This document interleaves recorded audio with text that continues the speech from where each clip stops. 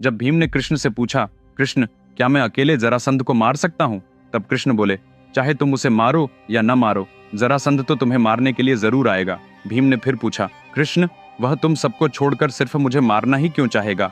तब कृष्ण ने समझाया, एक समय मगध राज्य के राजा बृहद्रथ के कोई संतान नहीं थी। वे संतान प्राप्ति के लिए तप कर रहे थे।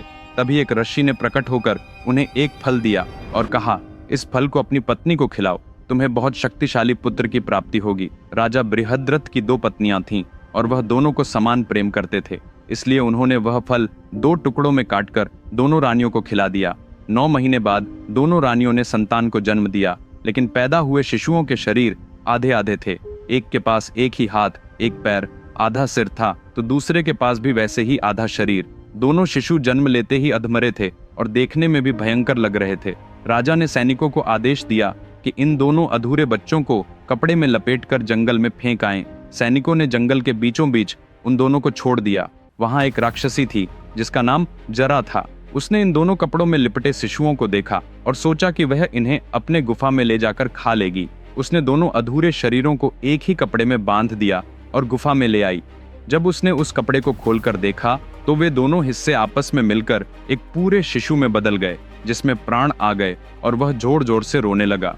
उस जोरदार रोने से घबराकर राक्षसी ने सोचा कि यह बच्चा राज परिवार का ही होगा, इसे मारना उचित नहीं है। वह उस बालक को महल में ले गई और राजा को सारी बात बता दी। राजा बहुत प्रसन्न हुए और उन्होंने उस बालक का नाम जरापुस्संध, जरा द्वारा जोड़ा गया होने के कारण जरासंध रख दिया। जरासंध को एक वरदान भी प्राप्त था, उसे कोई मार नहीं सकता। और उसी नक्षत्र में जिसमें जरासंध पैदा हुआ था, 4 और लोग भी जन्मे थे। उन 5 में से जो पहले किसी एक को मारता, वही बाकी 4 को भी मारने में सक्षम होता। कृष्ण ने कहा, भीम, जरासंध के जन्म वाले उसी नक्षत्र में तुम भी पैदा हुए हो, इसलिए या तो तुम जरासंध को मार दो या वह खुद तुम्हारी तलाश में आएगा और तुम्हें मारने की कोशिश करेगा। भीम ने परेशान होकर फिर कहा, कृष्ण, इतना बलशाली जरासंध, क्या मैं उसे सचमुच हरा सकता हूँ? तब कृष्ण मुस्कुराकर बोले, मैं तुम्हारे साथ हूँ, फिर भी तुम हारने की बातें कर रहे हो।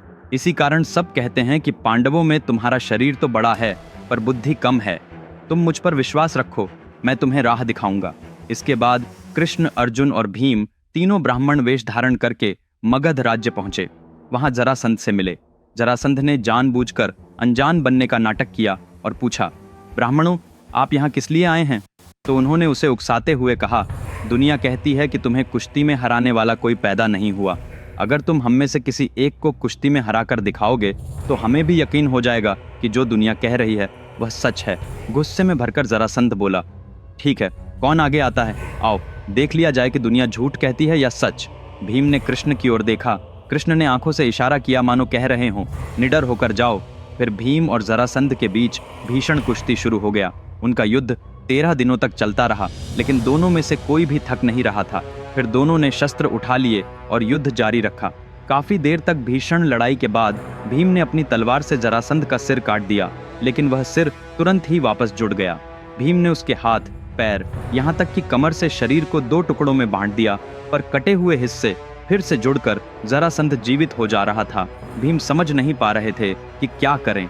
जरासंध को भीम के प्रहारों से दर्द हो रहा है या नहीं, यह पता नहीं था, लेकिन जरासंध के वार से भीम को जरूर चोटें आ रही थीं। भीम ने कृष्ण की ओर हेल्पलेस होकर देखा, मानो कह रहे हों, कुछ तो उपाय बताओ कृष्ण। तब कृष्ण ने पास में खड़े पौधे का एक पत्ता तोड़ा, उसे लंबाई में चीरकर दाएं हिस्से को बाएं ओर और बाएं हिस्से को दाईं ओर उलटकर फेंक दिया। भीम को संकेत मिल गया कि उसे क्या करना है। उसने जरासंध को जमीन पर गिराया, एक पैर को अपने पैर से दबाया और दूसरे पैर को पकड़कर जरासंध के शरीर को सिर से लेकर कमर तक लंबाई में 2 भागों में चीर दिया। फिर कृष्ण ने जैसा बताया था, उस चिरे हुए शरीर के दाएं हिस्से को बाईं ओर दूर फेंक दिया और बाएं हिस्से को दाईं ओर दूर फेंक दिया। इस बार वे दोनों हिस्से आपस में जुड़ नहीं सके और इसी तरह जरासंध का अंत हो गया।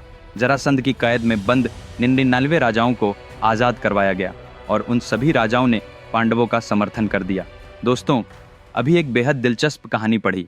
क्या आप यकीन करेंगे कि यह एक आदमी की ज़िंदगी बदल देगी? क्या आप मानते हैं कि अपने बच्चों को वह कहानी पढ़कर ही वे जीवन के लिए आवश्यक मूल्य सीख जाएंगे? क्या आप मानते हैं कि जीवन में जो भी समस्या आ रही है या आ रही है, उसका समाधान सिर्फ एक कहानी पढ़ने से है? हाँ, यह संभव है। केवल मानव जाति के इतिहास में अब तक बताए गए सबसे महान महाकाव्य के साथ यह महाभारत है। ये कहानी किसी सुपरहिट फिल्म से 100 गुना बेहतर है। यह एक चुनौती है। विक्रमादित्य के शब्दों में लिखी गई महाभारत की पूरी कहानी अमेज़न और फोर्टालिस ऑनलाइन स्टोर्स पर पुस्तक और ई बुक दोनों रूपों में उपलब्ध है। यह किताब दुनिया भर में 54 भाषाओं में उपलब्ध है। इस वीडियो के नीचे डिस्क्रिप्शन में लिंक दिए गए हैं, तुरंत ऑर्डर करें, क्योंकि यह सिर्फ एक किताब नहीं है, यह वह पुस्तकालय है जिसकी आपको अपने जीवन के लिए आवश्यकता है। राजसूय यज्ञ के लिए पूरे देश के राजाओं का समर्थन अब पांडवों को मिल गया। वे सब इंद्रप्रस्थ लौट आए। इंद्रप्रस्थ के किले की छत से अर्जुन जंगल को निहार रहा था। तभी कृष्ण अर्जुन के पास आए और बोले, अर्जुन, इस इंद्रप्रस्थ के चारों ओर फैला यह खांडव वन कितना सुंदर है ना? अर्जुन ने सहमति में सिर हिलाया तो कृष्ण ने कहा, अब तुम इस खांडव वन को आग लगा दो और यहाँ के पक्षियों, जानवरों, असुरों, राक्षसों, नागों, किसी को भी जीवित मत छोड़ो। कोई जीव इस वन से बचकर निकल न पाए। आज ही तुम इन सबको मार डालो। अर्जुन ने चौंक कर पूछा, कृष्ण, यह सब क्यों? कृष्ण ने समझाया, कुछ ही दिनों में हमारा राजसूय यज्ञ पूरा होने वाला है। उसके बाद धर्मराज चक्रवर्ती सम्राट बनेंगे। हमें अपने राज्य को विशाल बनाना होगा ताकि अधिक से अधिक लोग बच सकें। इसी जगह पर यह खांडव वन है जो हमें खाली करना होगा, और अगर हम इस वन को सिर्फ जलाकर छोड़ देंगे तो जो जीव बच जाएंगे वे बदला लेने के लिए हमें नष्ट करने की कोशिश करेंगे। इसलिए कल सुबह तक खांडव वन में राख के अलावा कुछ नहीं बचना चाहिए। अर्जुन ने कहा, ठीक है कृष्ण, पर इतना बड़ा वन हम कैसे जला पाएंगे? कृष्ण ने तुरंत अग्निदेव को पुकारा। अग्निदेव प्रकट हुए। कृष्ण बोले, अग्निदेव, लोग अपने पापों से मुक्ति पाने के लिए तमाम हवन यज्ञ वो करते हैं और उन पापों को अग्निकुंड में छोड़ते हैं। इससे वे तो पाप मुक्त हो जाते हैं, पर वह सब मलिनता तुम्हारे ऊपर आ जाती है और तुम्हारी शक्ति घटती जाती है। तुम्हें अपनी पूर्व शक्ति फिर से पानी है तो उसके लिए केवल एक ही उपाय है। जब रामायण हो रही थी तब हनुमान जब संजीवनी पर्वत ले जा रहे थे, उसमें से कई औषधीय गुणों वाले पौधे इसी खांडव वन में गिरे और बड़े बड़े वृक्ष बन गए। वे इतने चमत्कारी हैं कि मृत लोगों को भी जीवित कर सकते हैं। अगर तुम इस खांडव वन को भस्म कर दोगे तो तुम्हारी मलिनता नष्ट हो जाएगी और तुम्हें फिर से अपनी पूरी शक्ति प्राप्त होगी। इतना सुनते ही अग्निदेव सूर्य के समान चमक उठे और देखते ही देखते पूरे खांडव वन को जलाने लगे। जो भी जीव भागने लगे, अर्जुन उन्हें मार रहे थे। फिर भी कुछ जीव ऐसे थे जो अर्जुन की नजर में आए बिना बच निकले।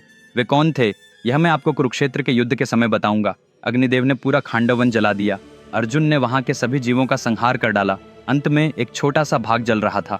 वहां से एक असुर भागता दिखा तो अर्जुन ने तीर चलाया। वह असुर बोला, अर्जुन, एक पल मुझे सुन लो, फिर चाहो तो मार देना।